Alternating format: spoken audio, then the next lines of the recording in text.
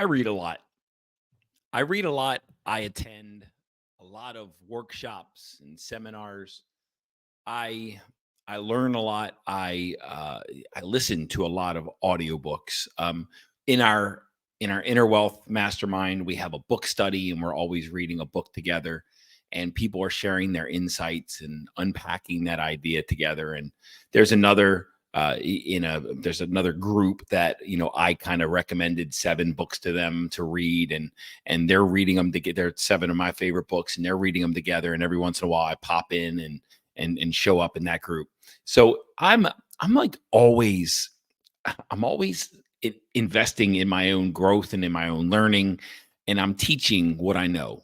And this has been an ongoing process since 2016. I've become a massive consumer of new stuff, of new content, of new wisdom and new knowledge. And that goes, not just I read a lot of nonfiction books just on the personal development side, but I also there's a group of a system, a group of, like, I guess you can call it a group of systems called the soul sciences. And what that is if you've ever dove into or researched human design and the gene keys and soul contracts, the life you were born to live. There's an app called The Pattern, and I'm not an affiliate for any of them, so I'm not in it for me with what I'm suggesting and recommending. But these are all, I guess you can call them personality, genetic, um, purpose based systems that help you understand yourself at a deeper level, help you understand your path, your purpose, and help you understand, like, make sense of life, your life. So, and these systems are woo woo as fuck. And what I mean by that is, they're based on astrology, and soul contracts is based on your name at birth. It's like, your legal name. It's like these systems. There was a time in my life where I would have said that they were absolute garbage, and there was a time where I did say they were garbage until I got to know them a little deeper, until I got to study them, and I got to understand them, and I got to unpack them. And I could say beyond a shadow of a doubt right now that the soul sciences are real, and I can see in the gene keys and the human design and the life you were born to live and soul contracts. I can see the purpose of my life. I can see the talents that I possess. I can see why I make certain choices. I've gotten to understand myself at such a deep, deep level. Life just makes much more sense. Now, every once in a while in there, I come across something that just doesn't click for me. It just doesn't click. And an old coach of mine, when he said this the first time, and I really appreciate it, he said, with any of this stuff, eat the fruit and spit out the seeds. And that single line made more sense than probably any line when it comes to learning, any line that, that ever. And ever since I heard that, eat the fruit and spit out the seeds, all I can say is I not only am a consumer, but I am also a filter for what I lean into and what I don't. And I can say with some books, with some personality systems, with some soul sciences, and we also have a soul science call in the Inner Wealth Mastermind too. So not only am I a student of it, I'm a teacher of it, and I teach these things, but I also teach my students: eat the fruit and spit out the seeds. Now, I probably recommended hundreds, if not thousands, of books to people. And I love awesome nonfiction books that move the needle on life. And I'll share with you, not one of them for me connects 100%. There's always a nugget, multiple nuggets, maybe a section, maybe a chapter. There's typically something in there that it's not like off-putting. And it doesn't harm the rest of the book. It just doesn't connect with my soul and it just doesn't resonate. It doesn't feel true for me. Now, there could be a 10 chapter book and one chapter just feels, it just doesn't feel in alignment with my soul's knowing, with my inner knower, with my inner wisdom. And just feels like there's something a little off. Now, what eat the fruit and spit out the seeds means don't throw away the 9 chapters that you really connected with because of one chapter that doesn't. Grab the insights, the knowledge, the wisdom that feel true for you, that feel useful for you. Grab them, implement them, harvest them, and benefit from them. But you don't need to accept, embrace, and surrender to all of anything in this world. So some of this I wish I would have known back in my youth when I was sitting in religious education classes and it felt like so much garbage was being spewed at me that, as a kid, I didn't have a filter to be able to keep some of the stuff out and let, other stuff that felt more in alignment, to let it in. I embraced all of it. And I did this for almost the entirety of my life up until age 43. It's like I looked for all the answers outside of me. And when something that was being taught to me outside of me was in conflict with something that was inside, I would often opt to choose to see truth in something that felt like falsehood because I didn't feel valuable. I didn't feel worthy. I didn't feel deserving to make my own choice. So when someone was teaching something that felt like it just didn't feel like truth to me, I made myself wrong in the process. And what eat the fruit and spit out the seeds means, it means you don't need to be a massive consumer of everything and accept everything and embrace everything and make yourself wrong. Now, on this podcast, I have talked about how your current beliefs have gotten you here. So look for that next level belief, that higher level belief. So and I do believe that. I do absolutely believe and embrace that. That next level belief, that next level perspective, that next level thought, that next level idea that's going to help you level up, it creates more freedom in your life. It doesn't limit you. It creates more freedom. It creates more inspiration. It actually elevates your life and your inspiration. It doesn't take away. So always be on the lookout for those beliefs that are riding at a higher level, that create more wealth, that create more success, that create more freedom, that create more happiness, that create more love. Look for those things always. And when you find them and when you embrace them, they will raise the quality of your circumstances. But when you're going through the world, you do not need to absorb, accept, and embrace everything that everyone says, even this podcast. When you're listening to the Inner Wealth podcast, what I want for you is to listen to the core message of each episode, because there is typically a core message in each episode. Listen for it. Try it on for yourself. Like, think about it as a pair of pants and try them on for yourself. Does that message fit for you? Does it feel truthful for you? Does it feel like it has a place in your life? And I never, ever want you to try to fit yourself into a concept that I share that you are making yourself wrong when you don't really fully maybe understand it. You haven't embraced it. You can't see the truth in it. You can't see that, can't see it clearly, but yet you try to force yourself into that idea, into that concept. And what I want for you with this podcast is I want you to dive into the wisdom of the episodes, reflect on your life and see where it might be of value, see where it might not be of value, eat the fruit and spit out the seeds. I do not believe I have like all eternal wisdom on lockdown.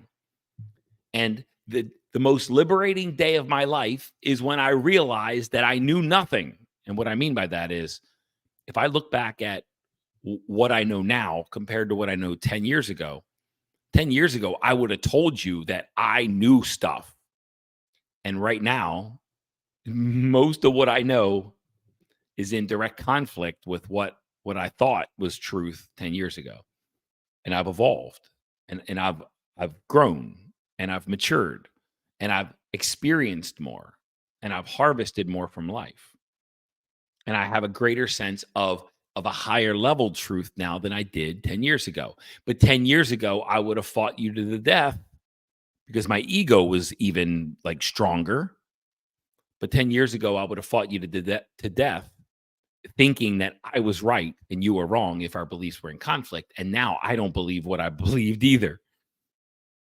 So in 10 years, I would expect for a lot of what I'm sharing right now, for me to have grown beyond it, for me to have evolved past it, for me to have shed it in in order to see life at a higher level. And maybe you're listening to this 10 years after I recorded it, but it still has value for you. Maybe it's still useful for you. And maybe I've evolved beyond it, but this is the exact message that you need at this time. Lately I've been thinking about the books that I write. And there's this little dilemma that I face when writing books, and I've published 2 books, the Imposter in Charge and the Prosperity Principles. And there's this dilemma that I face in my book writing and my authorship is that I've probably written 7 books, not including the 2 that I've actually published. And when I'm finished writing the book, whatever book I've written, by the time I'm finished with it, I've kind of outgrown it, and I'm kind of not inspired by it, and I'm not excited about it.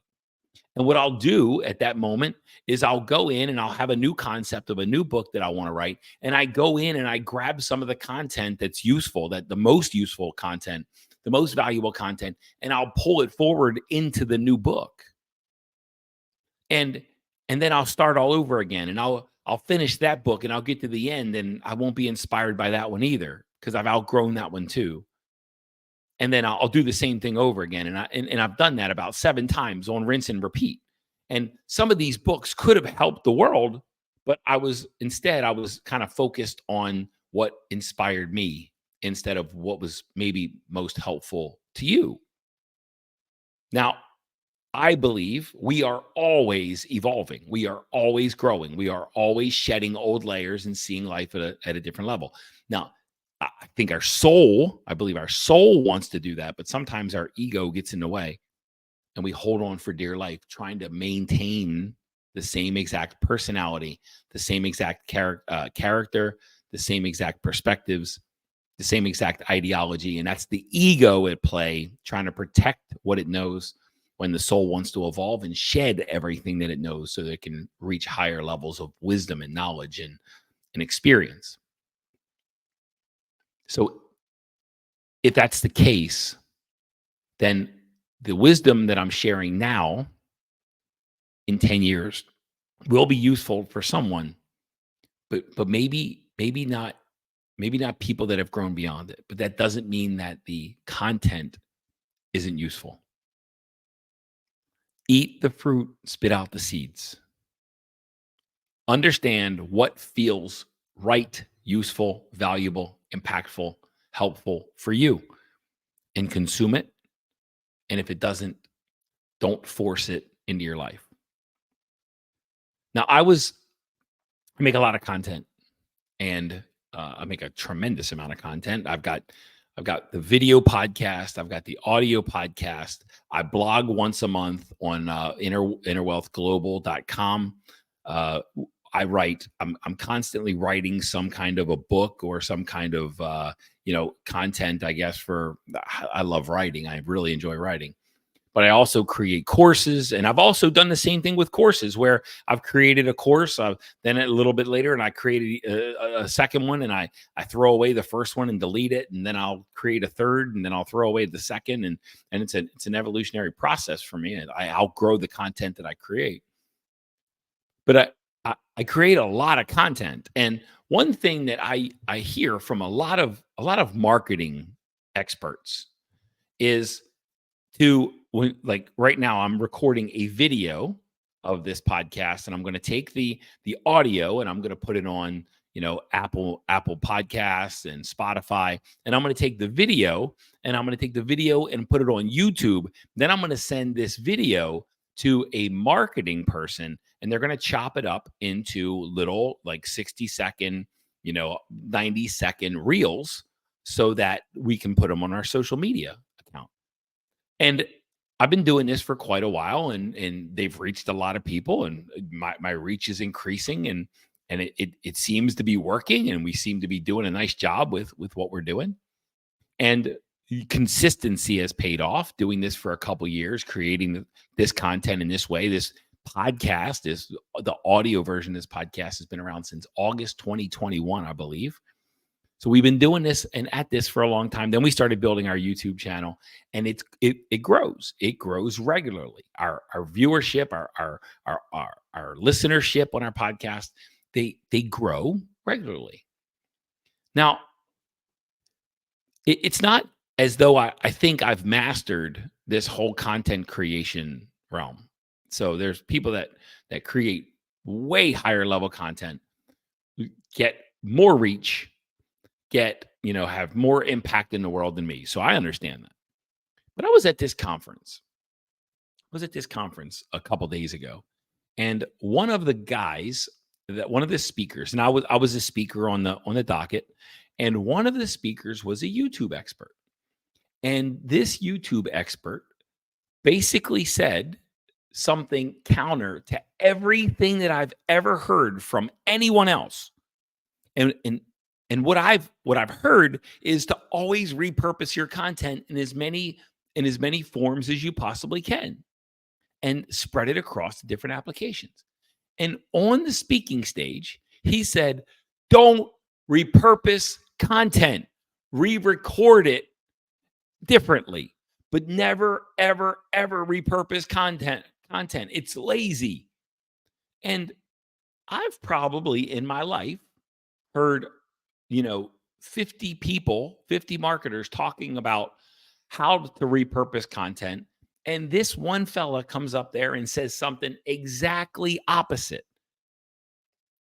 And in that instant, I got the opportunity to look and reflect on the work that I do in the social media space, in the YouTube channel, in the podcast.